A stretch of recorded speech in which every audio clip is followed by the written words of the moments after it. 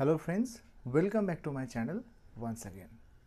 B.Ed 2023-25 session যারা রয়েছেন third semester পরীক্ষার জন্য যারা প্রস্তুতি নিচ্ছেন আপনাদের প্র্যাকটিস টিচিং অবশ্যই শুরু হয়ে গেছে এবং প্র্যাকটিস টিচিংয়ের ক্ষেত্রে ফাইনাল টিচিং কিন্তু অত্যন্ত গুরুত্বপূর্ণ।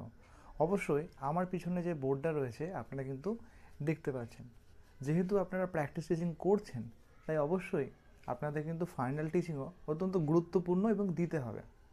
ফাইনাল টিচিং ছাড়া কিন্তু থার্ড সেমিস্টার সম্ভবই নয় এবং এটাও জানেন যে ফাইনাল টিচিং যদি আপনারা পাস করতে না পারেন তাহলে কিন্তু আপনাদের পুনরায় সেমিস্টারটা দিতে হবে। তাই একটু সাবধানতা বা মিস্টেক অবলম্বন থেকে এড়োতে হবে।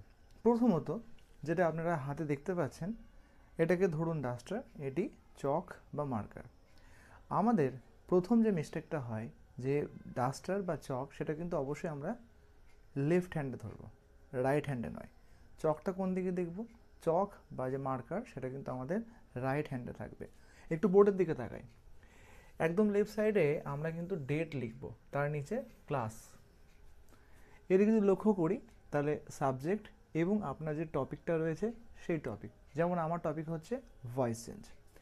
প্রথমে কিন্তু টপিক আলোচনা করবেন না, প্রথমে কি করতে হবে? প্রথমে করতে হবে আপনাদের কিন্তু ডিসকাশন, গ্রামার সম্পর্কে একটু ইন্ট্রোডাকশন দিয়ে বা ভয়েস সম্পর্কে ইন্ট্রোডাকশন দিয়ে আপনারা আপনাদের টপিকটা এখানে লিখবেন। টপিকটা এখানে লেখার পরে যেটা করবেন, সাব টপিকটা কিন্তু এখানে লিখবেন। সাব টপিক মানে যে অ্যাক্টিভ ভয়েস আরও যে রুলসগুলো আছে সেগুলো কিন্তু আপনারা এখানে লিখবেন। ওকে, এরপরে যে টপিকটা আসে সেটা হচ্ছে, আপনারা দেখতে পাচ্ছেন জাস্ট একটা স্যাম্পল টাইপের, এটাকে আমরা বলতে পারি টিএলএমের একটি অংশ, মডেল বা চার্ট।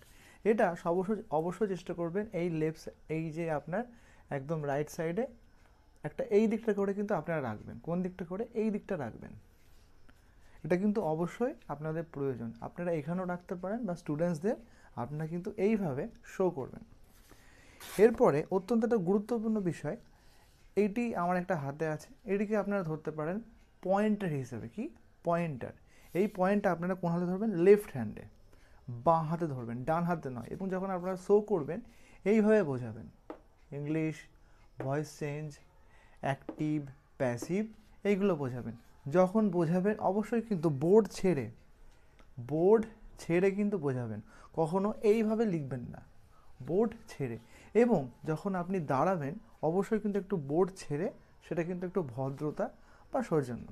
যেহেতু আপনারা প্র্যাকটিস সম্পর্কে অবগত রয়েছেন, অলরেডি করছেন কয়েক মাস, তাই আশা করি আপনারা যথেষ্ট বেশি এক্সপিরিয়েন্স। আশা করি এই কয়েকটা সামান্য মিস্টেক যদি আপনারা এড়িয়ে চলেন তাহলে কিন্তু আপনাদের কোনো রকম ভুল ভ্রান্তি হবে না। ছোট্ট একটা ভিডিও, যদি আপনারা মনে করেন যে সাবজেক্ট অনুযায়ী আরও দু একটা প্র্যাকটিস টিচিং আপনাদের দিতে পারলে ভালো হয়, তাহলে অবশ্যই কিন্তু পরের ভিডিওগুলোতে আমি দেওয়ার চেষ্টা করব। এবং কি কি টিএলএম লাগে বা কি কি আমাদের মডেল চার্ট লাগে এই সংক্রান্ত যদি কোনো ভিডিও চান তাহলে অবশ্যই কিন্তু জানাবেন।